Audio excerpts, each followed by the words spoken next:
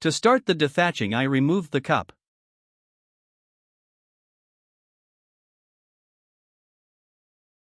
Replace the grass plug into the hole.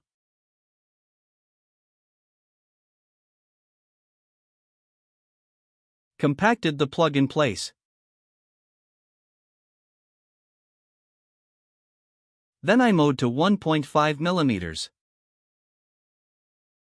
I used the dethatching attachment to remove thatch. I used my Honda rotary mower to remove the thatch. I raked to loosen and bring up the bentgrass runners. I mowed again at 1.5 mm. I ran the aeration blades a second time and mowed up the loose grass. I applied 500 pounds of medium silica sand.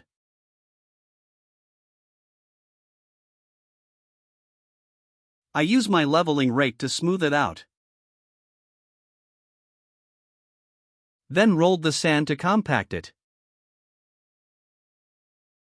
Used the drop spreader to apply 3 pounds new seed. Raked the seed in.